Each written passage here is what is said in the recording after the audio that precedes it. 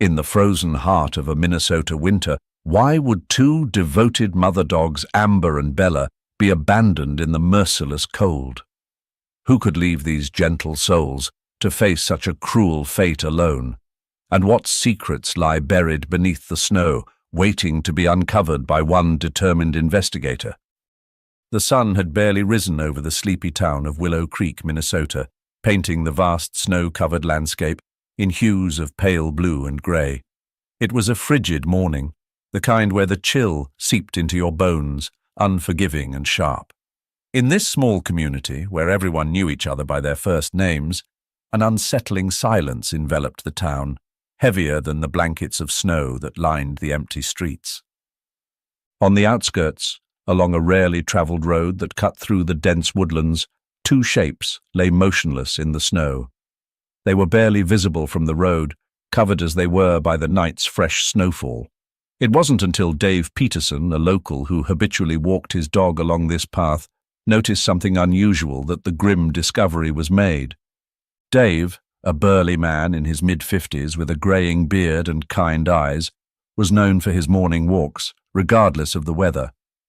This morning, his breath formed thick clouds in the air as he and his Labrador, Max, trudged through the snow.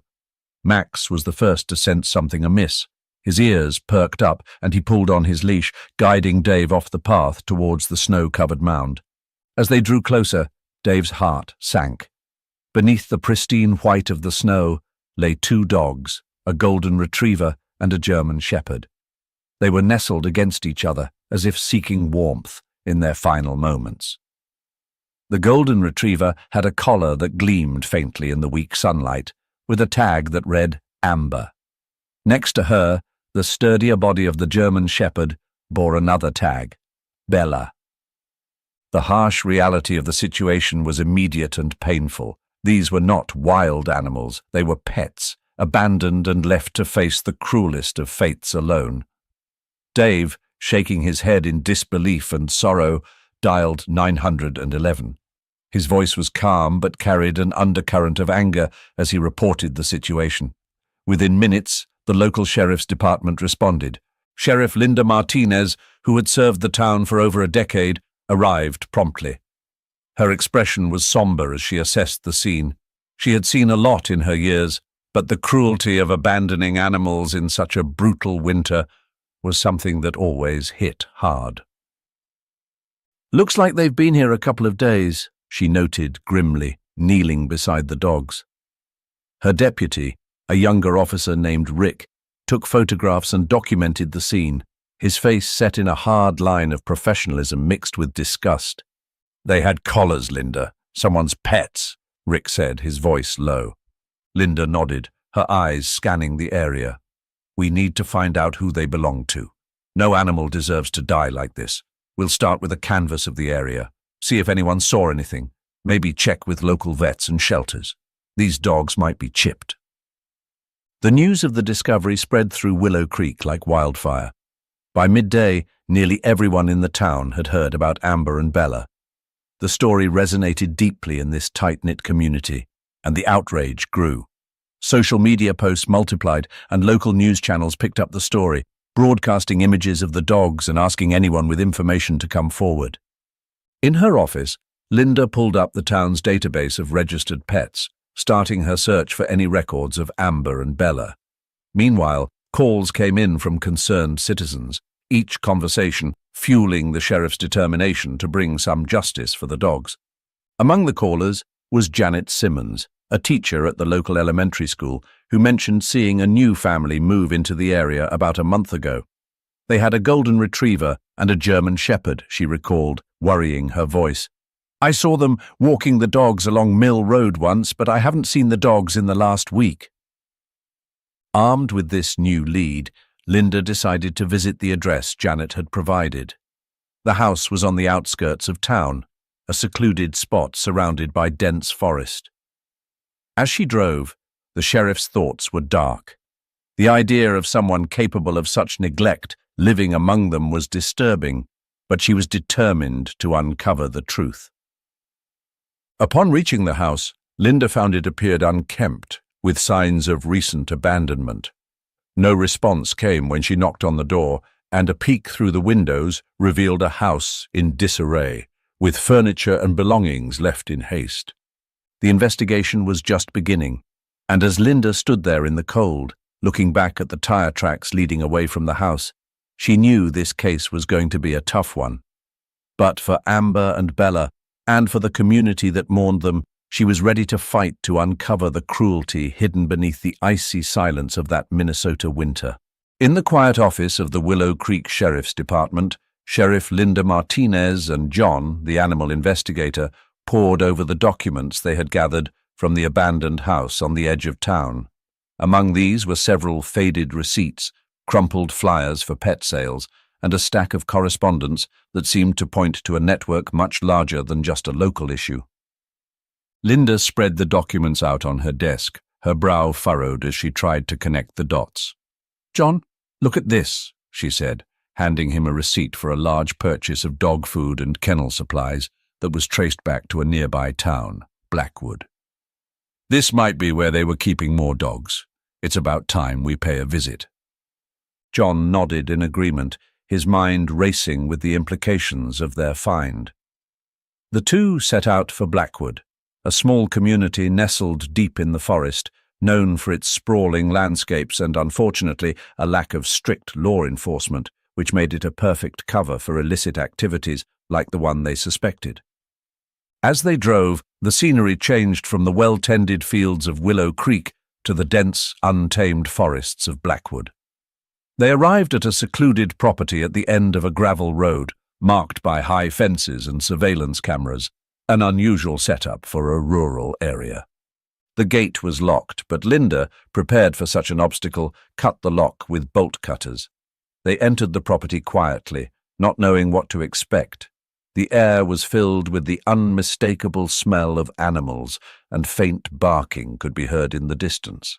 They approached a series of run-down sheds, the likely source of the noise. Inside the first shed, they found rows of cages, each containing dogs of various breeds in poor conditions. It was a heartbreaking sight. Amber and Bella's siblings, perhaps, all victims of this cruel trade. John documented everything with his camera, while Linda checked each cage for any sign of ownership or identification that could aid their investigation. In the corner of the shed, under a tarp, they discovered a stack of paperwork that included more receipts, breeding records, and a ledger that contained entries of sales stretching back several years. This was the evidence they needed to prove that this was not just a one-off situation, but a well-organized operation. Feeling the urgency to act quickly, they called for backup. Within an hour, local police and several units from neighboring counties converged on the site. A thorough search of the property led to the discovery of more sheds and, tragically, more animals in distress. The operation expanded as they found connections to other illegal breeding facilities in the region. Each document, each rescued animal, added layers to their understanding of the network's reach and operations. John, working closely with forensic accountants, traced the flow of money to a well-known figure in the pet trade industry, revealing a multi-state operation. As the day turned into evening, the rescued dogs were transported to animal shelters and veterinary hospitals, where they would begin their long road to recovery. Linda watched as the last truck left the property, her face a mixture of sadness and determination. "We've done good today, John, but this is just the beginning. We need to ensure no more animals suffer like Amber and Bella did," she declared. Back at the sheriff's office, Linda and John debriefed with their team, laying out the next steps of their investigation. They planned raids on other properties linked to the ledger, hoping to dismantle the entire network. Each officer was reminded of the importance of their work, not just in enforcing the law, but in protecting the voiceless. As they wrapped up, John placed the photos of Amber and Bella on the whiteboard at the front of the room. "Let's not forget why we're doing this," he said, his voice firm. "It's for them and every animal like them." Following the successful raid on the illegal breeding facility in Blackwood, John, alongside a team of local animal control officers and veterinarians, continued his investigation into the network's reach. His relentless pursuit of leads brought him to a more secluded part of the forest, known to locals as the Silent Pines area. It was here, John suspected, that the worst of the neglect and abuse occurred, far from the prying eyes of the law. The journey into Silent Pines was treacherous, especially as winter's grip tightened around the forest. The roads, barely more than dirt tracks, were slick with ice and snow, challenging even for John's well-equipped 4x4. As they moved deeper into the wilderness, the sad, distant barks of dogs echoed through the trees, guiding John and his team to a hidden clearing. There they found a ramshackle structure, crudely assembled from old wood and metal sheets. Surrounding it were several makeshift pens where dogs of various breeds huddled together for warmth. The scene was dismal. The animals were clearly malnourished, their coats matted and dirty, eyes filled with a mix of fear and resignation. As John approached one of the pens, two small puppies caught his eye. They bore a striking resemblance to Amber and Bella, with one exhibiting the golden coat of its mother and the other the darker mixed tones of its German Shepherd lineage. Seeing the poor conditions they were enduring, particularly how they shivered uncontrollably in the cold, John felt a surge of determination. He decided on the spot to name the golden retriever puppy Sunny and the German Shepherd mix Shadow, reflecting not only their appearance but also the light and darkness of their ordeal. The names seemed to symbolize a hopeful beginning and the grim reality of their past, respectively. With no time to waste, John and the veterinary team set about rescuing the dogs. Each animal was carefully examined and then moved into the warmth and safety of the mobile rescue unit. Sunny and Shadow, despite their frailty, showed a resilient spirit as they were gently lifted away from the squalor. They were wrapped in blankets and placed together in a single warm crate, providing comfort to each other on their journey to safety. The rescue mission continued throughout the day, with each dog receiving immediate medical attention. Many were suffering from hypothermia, dehydration, and injuries from their harsh living conditions. The veterinarians worked tirelessly, treating frostbite, administering vaccines, and preparing the dogs for transport to various animal shelters where they would receive further care. Back at the rescue center, John documented the operation, taking notes and photographs that would later be used to build a case against those responsible for the cruelty. As he watched Sunny and Shadow sleeping peacefully under the care of the veterinary team, he felt a mix of anger and hope. Anger for what had been done to these innocent animals, and hope that their rescue marked the beginning of a new life. The Willow Creek Animal Rescue Center had become a sanctuary of healing and hope as the rescued dogs from the Silent Pines raid were brought in, one by one. At the center of this whirlwind of activity was Dr. Emily Jensen, the lead veterinarian, whose expertise and compassion were critical in these first crucial hours. The center was bustling with volunteers and veterinary staff, all moving with a sense of urgency. Stainless steel tables were lined with blankets and heating pads, ready for the new arrivals. Each dog received a quick but thorough examination upon arrival, checking for frostbite, dehydration, malnutrition, and other injuries that needed immediate attention. Emily's focus, however, was on the most vulnerable of the rescued, the newborn puppies, particularly Sunny and Shadow. The two puppies, barely a few weeks old, were suffering from severe hypothermia and dehydration. Their fragile bodies were wrapped in thermal blankets, with IV lines carefully inserted to provide them with essential fluids and nutrients. As Emily worked, she was acutely aware of the grim odds these puppies were facing. "We need to stabilize their temperature and get them hydrated," she instructed her team. "Keep monitoring their vitals every 15 minutes and let me know of any changes immediately." The rescue center had been transformed into a makeshift intensive care unit. Portable incubators hummed in the background, providing much-needed warmth. The sounds of soft whimpers and steady beeping from the heart monitors filled the air, a stark reminder of the critical condition of many of the animals. Sunny and Shadow were placed side by side in an incubator, their small forms barely distinguishable under the layers of blankets. Emily checked on them repeatedly, adjusting their IV lines, gently stroking their fur, and speaking to them in a soothing voice. "You're safe now," she whispered. "Just keep fighting." As hours turned into days, the tireless efforts of Emily and her team began to show results. Many of the dogs started to show signs of recovery, their eyes brighter and their tails wagging weakly as they began to respond to the care and affection they were receiving. However, the journey was not without setbacks. Some nights were long, filled with emergencies as some of the weaker dogs struggled with complications. Emily, running on little sleep and fueled by a strong coffee and stronger determination, was a constant presence at the side of her patients. Midweek brought a small victory that felt monumental. Sonny, who had been one of the most critical cases, finally started to show signs of improvement. His breathing became more stable, and he began to show interest in his surroundings, a sign that his strength was returning. Shadow, too, started to recover, his initial weakness giving way to a curious and gentle nature. Emily documented every step of their recovery, maintaining detailed records that would be crucial for their continued rehabilitation. "Each small improvement is a victory," she noted in her log. "Sonny and Shadow are fighters just like their mothers." The community around Willow Creek took heart from these stories of survival and resilience. Local schools started fundraising drives, and residents came forward to donate supplies and funds to support the rescue center.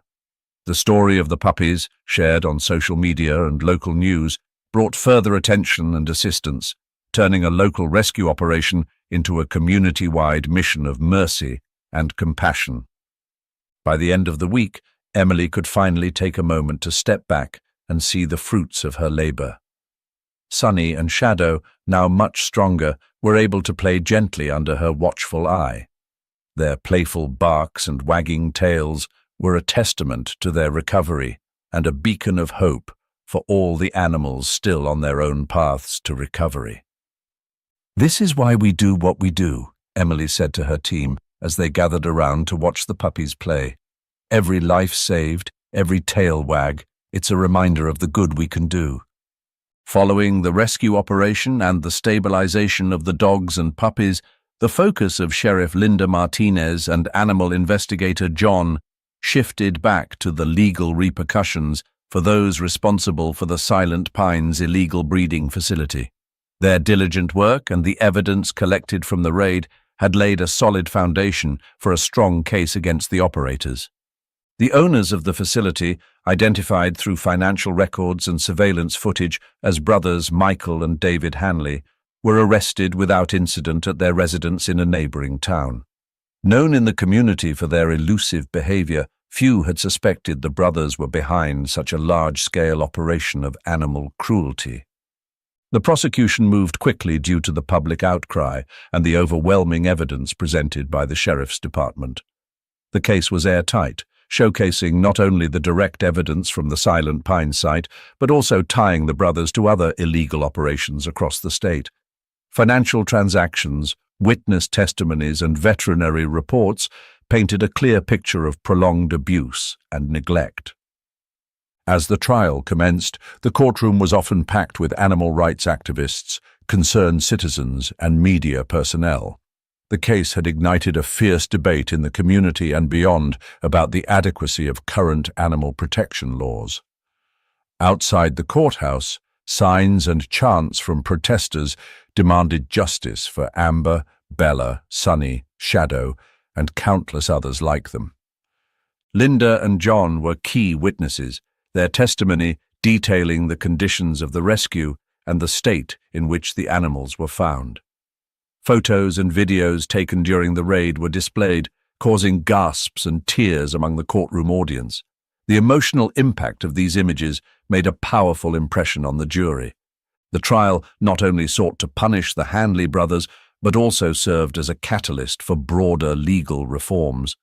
Advocates for animal rights used the momentum to lobby state legislators for stricter laws governing pet breeding and the sale of animals.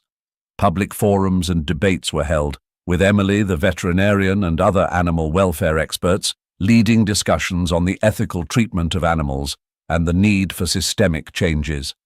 In a landmark verdict, the Hanley brothers were found guilty of multiple counts of animal cruelty, illegal breeding, and the operation of an unlicensed facility.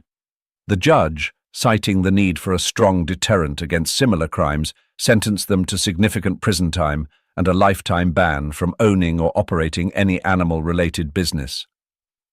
The conclusion of the trial was met with cheers from the gathered crowd outside the courthouse. For many, it was a sign that the justice system could indeed work in favor of the voiceless. However, the fight was far from over. Encouraged by the outcome, the community, led by Linda and John, continued to push for changes at both the state and national levels. Inspired by the case, a documentary filmmaker approached Linda and John to create a feature film about the Silent Pines raid, the subsequent trial, and the ongoing efforts to reform animal welfare laws. The project aimed to raise national awareness and inspire similar actions across the country. The positive outcome of the trial and the heightened community awareness around animal welfare sparked a wave of support for the rescued dogs and puppies. As news of the conviction spread, the story of the animals' plight and their remarkable rescue touched the hearts of people not only in Willow Creek but across the region. The Willow Creek Animal Rescue Center became the focal point for this newfound enthusiasm, with volunteers and potential adopters pouring in to offer their help and open their homes. Emily Jensen, who had been at the forefront of the medical efforts to rehabilitate the animals, now found herself coordinating the adoption process. "It's incredible to see the community rally like this," she said, her eyes scanning the busy reception area of the center. The walls were lined with photos of the dogs, each with a brief description of their recovery journey and personality. Local businesses joined the cause, hosting adoption events and fundraising activities. A local pet supply store offered discounts on supplies for those adopting the rescued dogs, while a popular cafe held a weekend event where people could meet the dogs in a relaxed, friendly environment. The local newspaper ran feature stories on the dogs, highlighting their individual stories and the families who adopted them. Sunny and Shadow, the puppies that had become the faces of the rescue, were among the first to find a new home. A family with 2 children who had followed their story from the beginning adopted them together. "We couldn't bear the thought of separating them after all they've been through," the mother explained as her children gently played with Sunny and Shadow in their new backyard. "They're part of our family now, and we're going to make sure they know nothing but love." The adoption process was careful and thorough. Emily and her team made sure each potential adopter was vetted and that they understood the responsibilities involved in caring for the animals. Many of the dogs had special needs, requiring ongoing medical attention and rehabilitation, and it was crucial that their new homes were equipped to provide for them. Community education programs were expanded to include topics on responsible pet ownership, the importance of spaying and neutering, and how to recognize and report animal abuse. The Rescue Center hosted workshops and seminars led by Emily and other animal welfare experts to foster a more informed and compassionate community. As the weeks turned into months, nearly all of the rescued dogs and puppies had found loving homes. The success of the adoption effort was a testament to the power of community and the resilience of the animals themselves. Each adoption story was a beacon of hope, a reminder of the difference that compassion and action could make. The chapter concludes with a community celebration at the local park, organized by the Rescue Center. Families and their new canine members gathered for a day of fun and fellowship. The park was filled with laughter, barking, and stories of the dogs' new lives. Emily, Linda, and John were there, watching the fruits of their labor, enjoying the sunshine and freedom. As the sun set, the community stood together, hands and paws intertwined, for a group photo. It was more than just a picture. It was a symbol of their collective journey from darkness to light, from despair to hope. For the dogs and puppies of Silent Pines, it truly was a new beginning. and for the people of Willow Creek, it was a reaffirmation of their commitment to justice and kindness. The story of Silent Pines was one of tragedy transformed into triumph, a chapter that would inspire and instruct future generations on the power of mercy and the importance of community. As the dust settled on the successful adoptions and the community continued to rally around the cause of animal welfare, the Willow Creek Animal Rescue Center decided to honor the memory of Amber and Bella in a way that would resonate far beyond the confines of their recent trials. The Rescue Center, with Emily Jensen at the helm, dedicated the new puppy care area as the Amber and Bella Nursery, a state-of-the-art facility designed to nurture and heal the youngest and most vulnerable rescued animals. The dedication ceremony was a poignant moment for everyone involved. A plaque bearing the names of Amber and Bella was unveiled at the entrance of the nursery, with a brief history of their story and the impact their legacy had inspired.